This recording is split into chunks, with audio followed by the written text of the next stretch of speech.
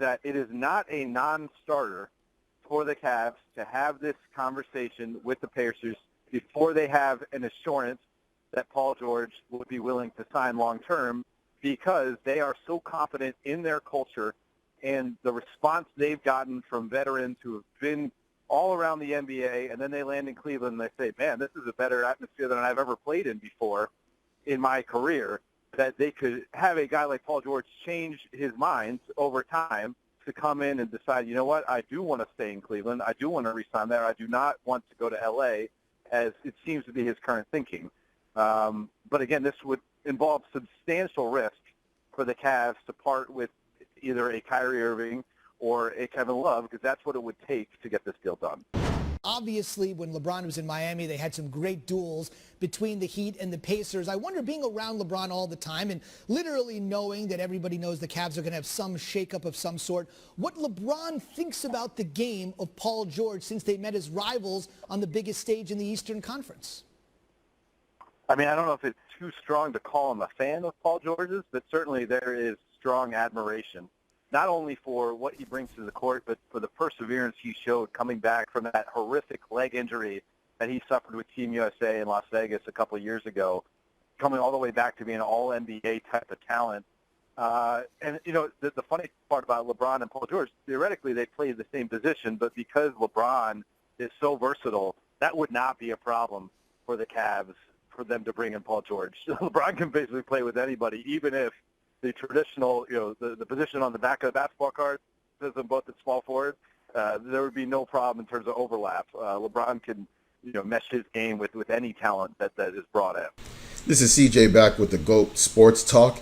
As we've seen, more rumors are brewing, as we even heard even during the NBA Finals, as they saw that the Cleveland Cavaliers are struggling against the athletic, pretty much wings that they have at their disposal that are in their prime, particularly with the addition of Kevin Durant, that there was basically talks already talking about whether or not they needed to have a player like Paul George to match the athleticism and the youth of the Golden State Warriors. That's something that we'll talk about whether or not that's actually going to be needed, or whether or not they need to be making any other changes that would actually be beneficial for, their team.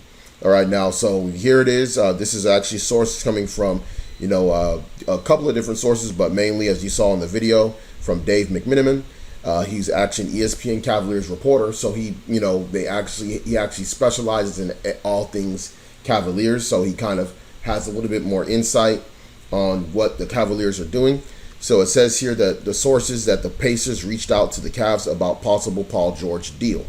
Now, going into the article, it kind of just goes into, of course, the team, as far as, the fact that the Cleveland Cavaliers, were looking to upgrade their roster. They go over, the fact that he's 27 years old, which is smack dab in the middle of his prime.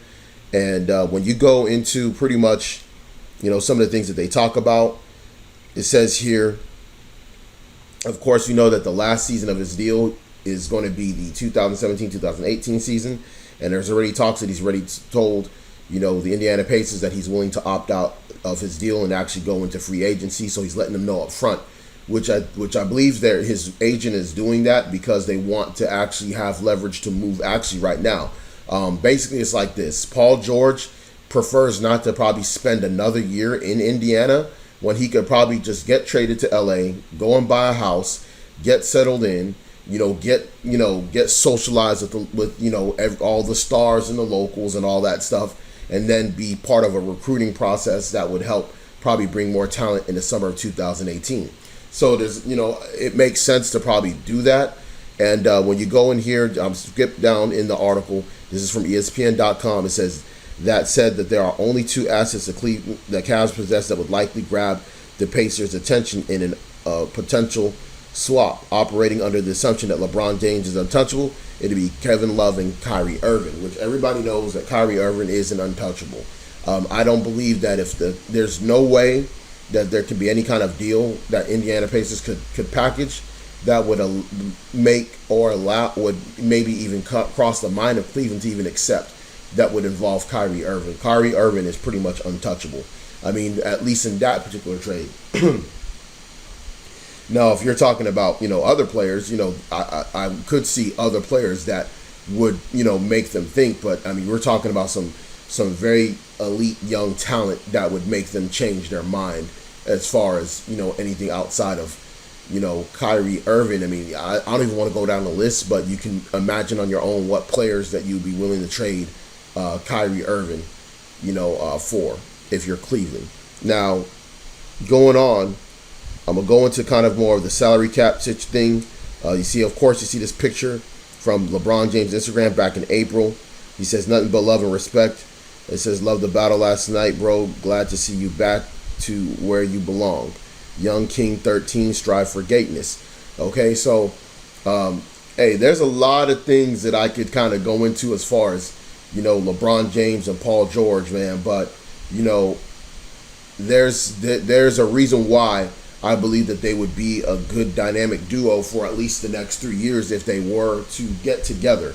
So, I mean, there's a lot of things we can get into in terms of that dynamic, but that would be a big-time problem, definitely a challenge for the Warriors. But they do have to shore up other areas of their team, even if they made that trade, which I'll talk about, in another time.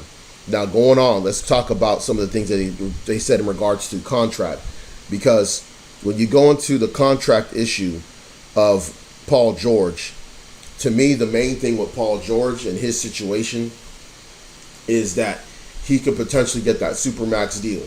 But you have to make an All-NBA team in order to be on that, which he wasn't. That's why he wasn't eligible. He wouldn't be eligible for that extension, which actually led to him being more flexible of leaving.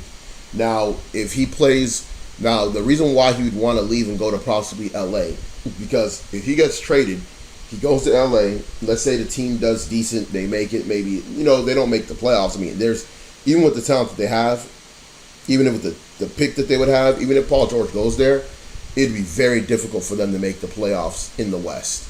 Okay, so I mean, it'd be very difficult for them to make the playoffs in the West. But it's possible that Paul George could go there, go out west, maybe put up 27, 28 points a game, and have a great season and end up being maybe like third team All NBA by improving the record of them maybe to 40-something wins, or 40 wins, or 42 wins, maybe make them a 500 team if it were possible. And that can probably garner up enough votes with West Coast bias, and him being able to be All NBA, an All NBA, maybe third team All NBA, and also an All-Star, and then of course he would be able to be eligible for that supermax contract with LA. All right, versus outright going to them in free agency next year, in which he wouldn't be able to sign that supermax. So that's part of the reason why it'd be smarter for him if he can force the hand of LA or Cleveland to move him now, preferably LA, because he wants to go there, and he's from California. He's from Southern California, so he wants to be out there. And of course, a lot of players wouldn't mind playing in Los Angeles, whether it be LA Lakers or the LA Clippers. Okay, so at the end of the day, it makes sense why he would want to make a move. But I think for Cleveland, and pertaining to this, as far as what Dave McMenamin said, I think it's worth the 1-year rental risk because of the fact that LeBron's window is closing. And if you do have him there even for a year, well, guess what? You still have a chance on the free agent market to go get another guy that is also all-star caliber player with the money that you would be, you would still have with him gone. Plus, on top of that, Cleveland will have a little bit more roster flexibility even more next summer with different deals that they have either coming off the books or guys that are under 1-year deals that have 1 year left on their contract, which would be the 2018-2019 season, and they can unload those and free them up, for other talent or depth or picks. So they would have some flexibility, and I do believe that if you're Cleveland, even though Paul George wants to go to LA, I would be willing to make the move and take that risk of a 1-year rental to potentially at least grab one more ring if you feel that he's going to be able to get you over the hump and you're able to get a better enough, situation around LeBron and Kyrie that would be conducive to them being able to compete for a title against any team in the NBA, which includes, of course, the Golden State Warriors.